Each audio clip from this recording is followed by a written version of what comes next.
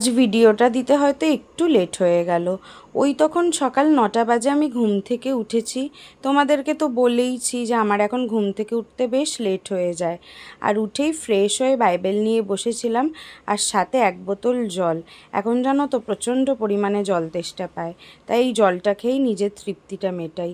আর তারপরে একটুখানি চা খাচ্ছিলাম। আজকে তার উপরে জানো তো ঘরটাও গোছাতে ইচ্ছা করছিল না, প্রচণ্ড পরিমাণে গরম পড়েছিল।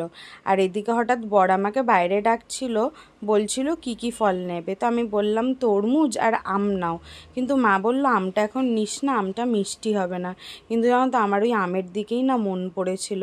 যাই হোক, মিষ্টি হবে না দেখে আমি আর নিইনি, শুধু বললাম তরমুজ আর তাহলে লেবু নাও। আর এদিকে দেখো মা রান্না বসিয়ে দিয়েছে। আজকে কিন্তু 10টার মধ্যে আমাদের রান্না বান্না কমপ্লিট হয়ে গেছে, তাই আমি একটু এখানে খুন্তি নাড়তে চলে এসেছিলাম। মা কিন্তু আজকে বরের পছন্দ মতো এঁচোড় রান্না করছিল, আর কালকে যে শাকটা কেটেছিলাম এই লাল শাক ভাজা। তারই মাঝে কিন্তু আমি আবার একটু ব্রেকফাস্টও বানিয়ে নিয়েছিলাম। তবে আজকের ব্রেড অমলেটটা আমি লঙ্কা পেঁয়াজ ছাড়াই খেয়েছি।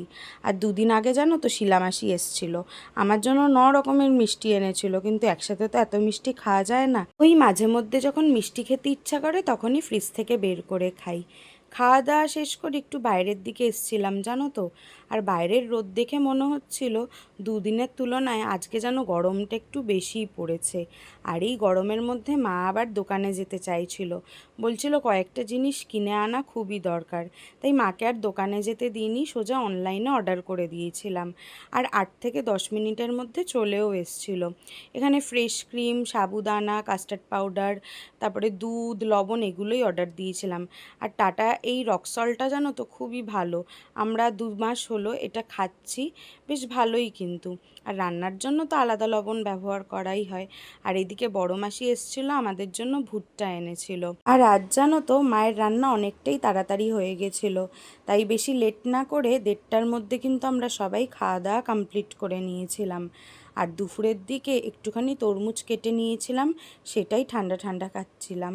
তারপর একটু ঘুমিয়ে নিয়ে বিকেলের দিকে উঠে মাকে বললাম যে মা আজকে একটু ফ্রুট কাস্টার্ড বানাবো। তাই সেই মতো ফ্রিজ থেকে দুধগুলো বার করে নিয়েছিলাম, এটাই জাল দিতে বসাবো। আর কাস্টার্ড কিভাবে বানাচ্ছি সেটা পরের ভিডিওতে দেখাবো।